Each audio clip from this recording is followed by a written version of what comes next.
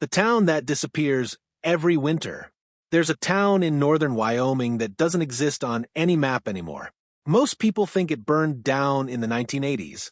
That's the official story, anyway. But my father used to tell me something different. He said the town still appears every winter, only for one night, and only if you're lost enough to find it.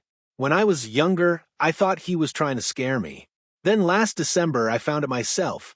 I was driving home through the mountains during a snowstorm after visiting a friend. Visibility was terrible. My GPS lost signal about an hour earlier, and I'd already missed at least one turn. Around midnight, my truck slid partially off the road into a ditch. Not deep enough to crash, just stuck. I tried digging the tires out for almost 30 minutes before giving up.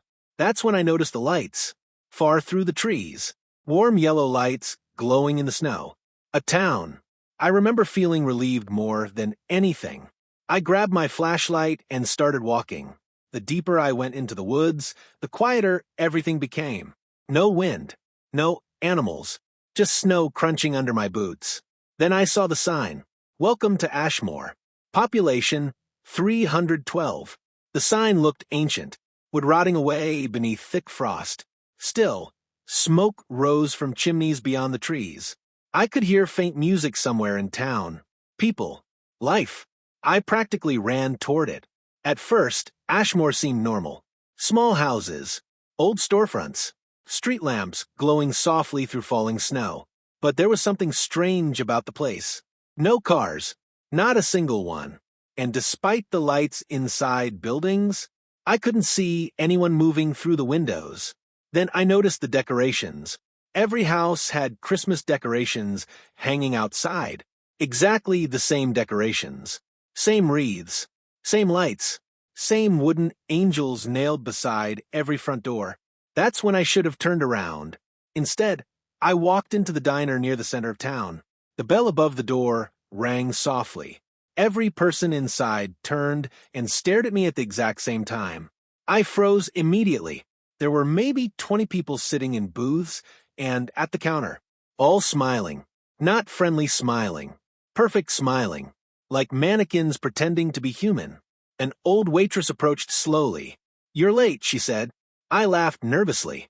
"Sorry, my truck got stuck outside town." The smile on her face twitched slightly. "Outside." The way she said it made my stomach tighten.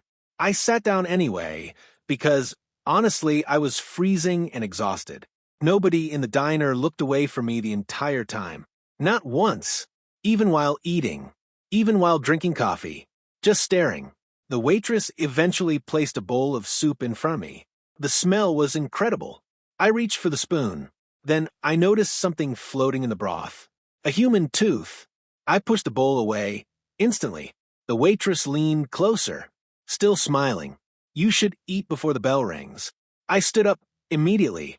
What bell? The entire diner went silent. Every single person stopped moving. Then somewhere outside town, a massive bell rang once. Deep, heavy. The sound vibrated through the windows. And every person in the diner whispered simultaneously, "He's early." The lights flickered. Outside, I heard people running through the streets, screaming. The waitress grabbed my wrist suddenly hard enough to hurt. "You need to hide." Before I could respond, every window in the diner shattered inward at once. Snow exploded across the room, and something huge moved past outside, too large to fully see. I only caught pieces of it through the storm. Long pale limbs, a shape taller than the buildings, and dozens of faces moving across its body like people trapped beneath skin. The townspeople began panicking immediately. Some dropped to their knees praying. Others ran toward the church at the end of town. The waitress shoved me toward the kitchen. "Don't let it see you." Another bell rang. Closer this time. Then came the screaming outside. Not normal screaming. The kind of screaming people make when they see something impossible. I hid beneath a steel prep table while footsteps thundered through the streets outside. The building shook with every step. Then suddenly, everything went quiet. Complete silence. The waitress slowly looked toward the front window. Her smile was gone now. Only fear remained. Then a shadow passed over the diner. Something tapped gently against the roof above us. 3 slow knocks. Everyone inside started crying. Then the front door creaked open.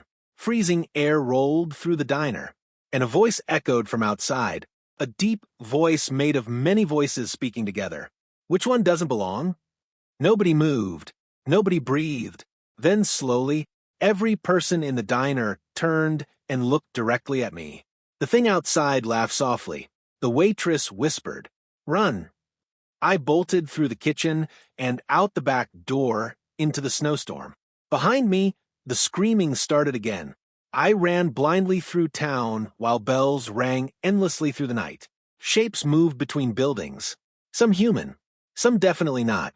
And all around me, I heard that massive thing walking slowly through the street searching. Eventually, I found the woods again and kept running until sunrise. When daylight finally broke, I stumbled onto the highway, nearly 2 miles from my truck. State police found me wandering half-frozen along the road. I told them about Ashmore, about the creature, about the people. The officers exchanged nervous looks immediately. Then one older deputy quietly asked me, "Did you hear the bells 3 times or 4?" I said 3. The deputy looked relieved. Apparently, people have reported seeing Ashmore for decades, usually during snowstorms. Most disappear. A few come back. But, according to him, nobody who hears the 4th bell is ever seen again. Last week, I received a Christmas card with no return address. Inside was a photograph of the Ashmore Town Diner. All the smiling townspeople stood together posing for the camera.